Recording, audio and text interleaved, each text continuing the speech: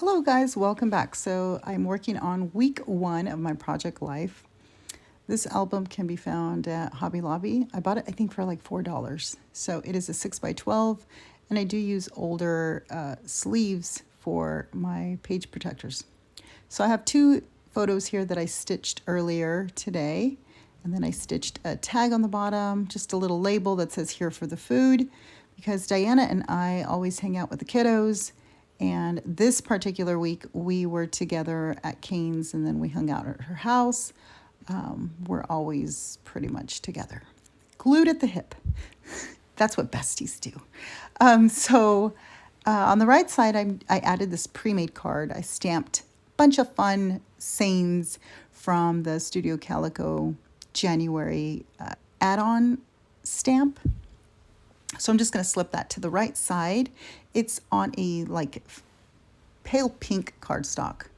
On the right side of the sleeves, I'm going to put some photos in, some 3x4 photos. And this one says, "Hello, darling," on my new mat.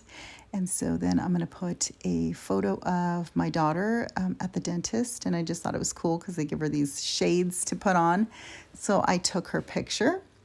And then above that, I'm using a Studio Calico card, a 3x4 card, and a 4x6 yellow card for journaling on the left side. I'm just looking for some ephemera, looking for a little envelope to use that will say week 1. So I did find these foam alpha stickers to spell out the word 1. And they had kind of lost their tackiness because they're from Citrus Twist Kits, and it's been quite a while since I've used them, so I didn't know that they weren't as sticky as I wanted them to be. Let's just say that. So then I was trying to figure out what should I do. I was going to add more glue to them, but I ended up writing week on the top with some little squiggly lines to kind of give it a different feel, and all the other cards have like a doodled effect to them. So I went ahead and stitched right across the word 1, because if there's no stitching, it's kind of like not my, it's my signature move. I always have to stitch on everything. So I went ahead and placed it on the 3x4 card with all the little envelopes on it, doodled envelopes, and I added a strip of a pop-up 3D sticker on the back for some dimension, and then I made it kind of thick and juicy. No, I'm kidding. So I always make things thick because I'm always adding dimensions, thick chipboard, thick stickers, everything. So it did have a little bit of a snug fit to the right, but, I just shoved it in there and it was fine. Sometimes I wonder why I do that to myself, but, I don't know. I don't really like just flat cards. I always like to add extra oomph to everything. So above that, I put a 3x4 photo of my delicious chicken pot pie soup with heart-shaped biscuits on top. Delish. I went and put this floral yellow card from the Studio Calico January kit, and then I didn't like it. So I was thinking, it doesn't really go well because it was floral. So I was looking for a different card, and I found an eating card that I can journal on, but I'll journal later. I always journal on clear sticker sheet paper, and I type it out because I don't like my handwriting. On the bottom, I added a sunglasses card, and I also didn't like that. So I eventually take it out and I place something else on the bottom because I'm like, I don't really like those sunglasses. It was too busy with the card to the right with the little letters. So then I got this card and I punched out a sunburst right in the center bottom of the card.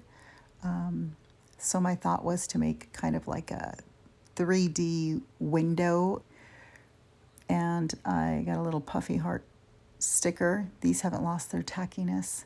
So I placed it on a card behind the yellow 3x4 card, and then I thought it was wasteful, so I did add some strips of three-dimensional tape to kind of make it pop up, and some on the top and then some on the center to kind of just make it like lift up above the small card, the 3x4 card.